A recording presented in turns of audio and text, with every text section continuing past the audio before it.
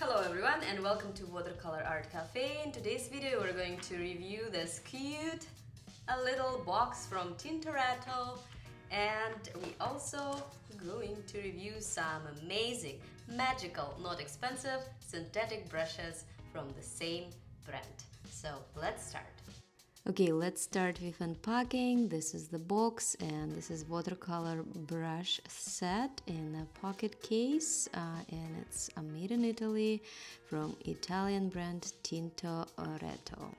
The series number of these brushes is 1326. It's natural sable. Inside the box there is a little bag which will probably protect the case if you want to travel with it.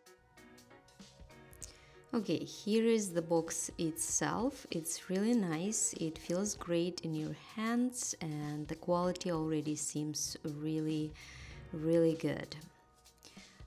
Let's open it up, and this is how it looks like inside. I think this will be super convenient for plein air painting, because one of my biggest problems when I'm painting outdoors is where to put my brushes. I never know where to place them. They're always trying to roll away or getting dirty if I put them on the ground. In this case, you can just take your brush and rest it in the box, and there is a special holes to hold your brushes, and while you're painting outdoor it's really convenient. So this is how the set looks like. I really like it, and now we're just going to test it just in a second and see how it actually performs. But for now I can see the brush has a really nice tip, a good belly and a sharp point, so this is a good sign, and soon we'll see if it actually as good as it looks like. And this is the other brushes that I got, and I purchased these brushes and I heard about these brushes because I really like the artist, and her name is here.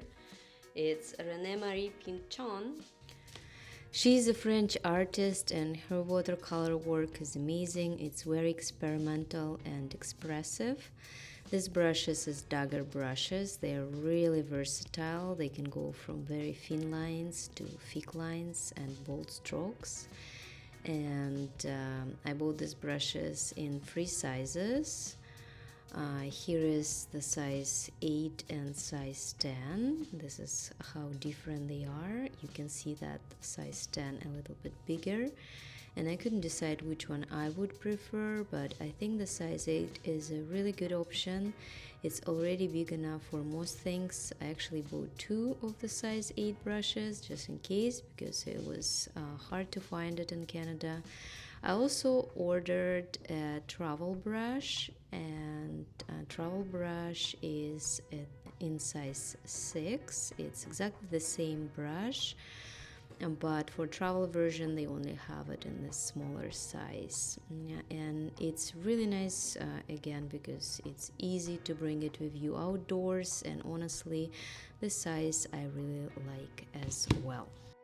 The name of the brushes is Sinthetico Ambra, and the series number for the travel brush is 1397, and for regular brushes is 897. The first thing I'm going to do is remove that glue layer that all the new brushes usually have. And let's start with this pocket brush. I'm washing it really well, and now we can see that it doesn't have that sticky feeling anymore. This dagger brush is beautifully made, so I can't wait to try it with some watercolor paint and show you how magical this brush really is. For this experiment, I don't really care about the color. I'm just going to mix whatever is left on my palette and see how the brush performs. First of all, this brush can make really fine lines. Look how tiny and delicate these lines are. It's almost like a calligraphy brush.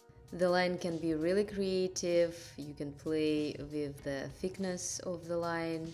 It can be thinner in some areas, thicker, so it's really alive. Let's try to create this grass effect with this brush. This could be in the foreground of your landscape painting, and it works really well. Now let's create some wide broad strokes and also try dry brush effect. Look at this amazing texture it creates. You could paint an ocean surface like this, for example. But at the same time, if you add more water to your mixture, then you can actually create broad washes for your big watercolors. Another thing I really love about this brush is that it's almost like a dancing brush. You don't have complete control, and a lot of the lines are created by the brush itself. The stroke just happened naturally, and I think this is perfect for watercolorists who tend to be a little bit too strict or trying to make everything perfect, and I think that's a problem for a lot of us. This brush definitely gives you more freedom and more creativity. You can create so many different textures with it. Let's try using it for trees, for example. Look at this. You can do thin lines, thick lines, all in one stroke. It really makes your watercolors feel alive because of the variety of direction, thicknesses, and textures this brush creates. Because it's synthetic, it doesn't hold as much water, but for splatter effect, that's actually amazing. And honestly, I'm pretty sure you could paint an entire watercolor using just this brush, because it can get thin, medium, and thick strokes all in one. This is a perfect brush for landscapes, and even for portraits. If you're not aiming for hyperrealism, you could definitely use this brush as well. So this was the synthetic umber size number 6, the travel version. I also have number 8 and number 10 here. I put them together so you can see the difference in size. So here we have number 6, the travel brush, number 8 and number 10. They all behave exactly the same, but let's try the bigger one just to compare. I'm removing the glue layer again. You can see that compared to the first brush we tried, this one is almost double the size, so let's see what it can do. And again, it's one of those dancing brushes where you don't have full control, and that's actually amazing for watercolor. You can create thin lines, texture, and broad strokes very easily with this one as well.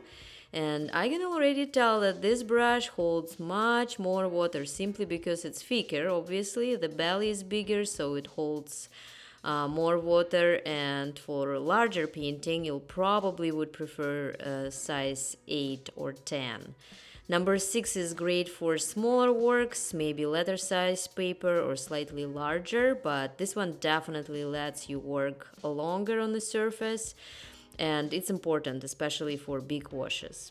So my conclusion is that I would recommend number 10 for larger formats, number 6 for smaller paintings and for travel, of course, and number 8 is probably the most versatile option, and it can work well for both sizes. Number 6 is especially great for travel though, with this amazing case it has.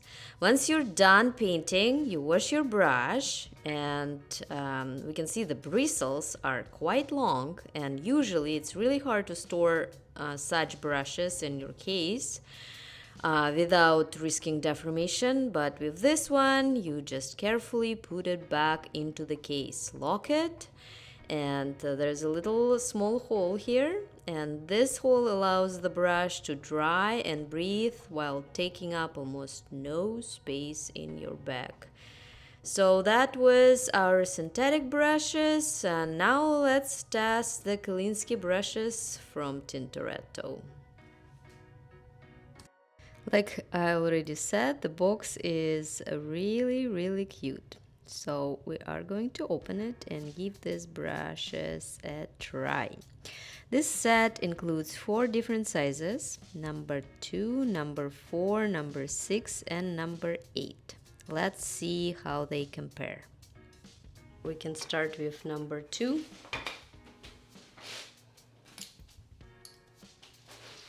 Again, sticky layer.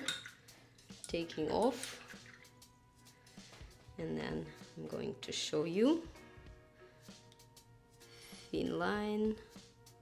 So this set probably would be more than enough if you just take this set with you when you travel. This brush can do it really thin. You probably could even put your signature with this. Let's try. It's a little tricky but possible. So I would say that maybe you still would need to bring with you something like this 0 size, because that's what I use for signature. This one is a Skoda, it's also Kolinsky, and if I'll show you how much thinner is 0 brushes.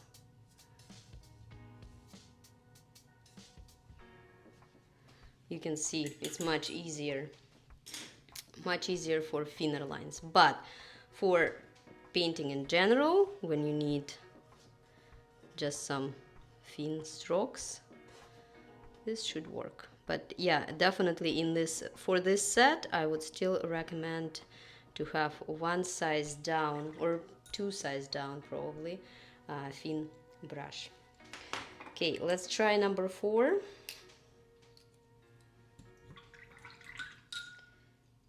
Number 4, this brush was already a little bit bigger, so this is something that you could do small sketches with.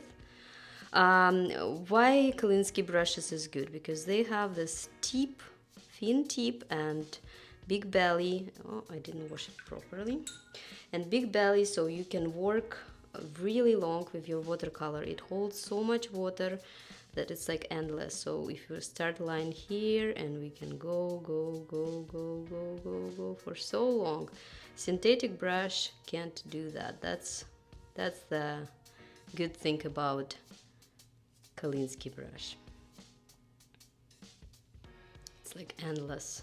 And this is number 4, so number 4 doesn't even have a big belly, but it still holds so much water. And you can see the tip of this brush. It's pretty good. Okay, so number 4 for details is good. Number 6, this is something already that you can do most of your work. And this is the brush that I usually, if I just bring one brush with me to the when I travel, for example, I usually just bring if I need a really minimum set. Number 6 is something that can do everything, especially if it's Kolinsky. So let's see the tip. I'll show you a couple other ones that maybe because they're too old they lost sharpness, but I have some brushes that not as sharp anymore, and that's why I was looking for a new one. I can't wait to try it in an actual painting, because that's the best way to test the brushes, to do a work with that. So I will try on my next one, use only these brushes. But yeah, I definitely like it. Look, like the tip of this brush number 6 is really thin, and at the same time we can do some texture with this. Now it's work like a dry brush, and also we can work for washes. Okay, and the last one is the biggest brush in this set, is number 8. By the way, the number of this set is 1326. So this is the brush number 8. That's also a really versatile brush that you could use when you just bring one brush for your plein air. Number 8. Oh, that has lots of glue on it. Yeah, sometimes you should spend at least a minute doing this, but I'm just doing it quick for now, just so we can see. So number 8 brush. Already the thin lines is not so thin, but still pretty thin. You can do some bigger washes and do some textures with this brush as well, stamps. dry brush. Yeah, works really good. Now all I need to do is just try to do the whole painting with just this set and see what it is missing. Like I said, for me, one brush I would add or maybe change is one of this 4 or 2 I would change with a thinner 0, just because sometimes I need it and I like to have the finished brush, but I can also just bring it as an extra. Here we can see the size difference clearly, number 2, number 4, number 6, and number 8.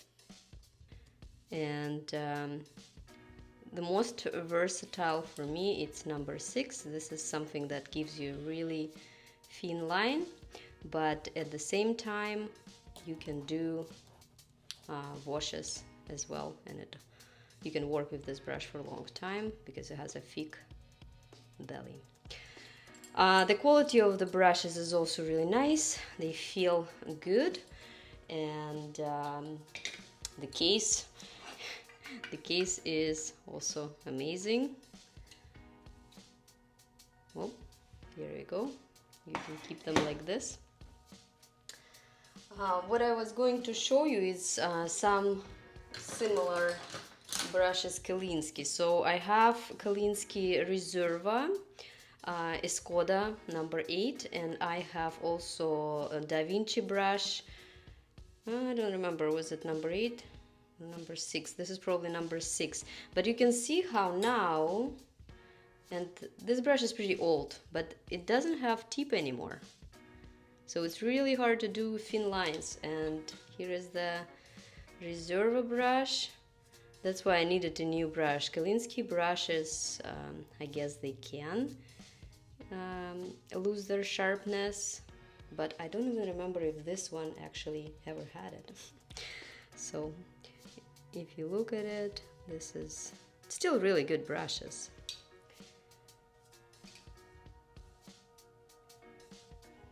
So these 2 brushes is what I usually travel with, but now I'm also going to have this one or this one in size 6 or 8.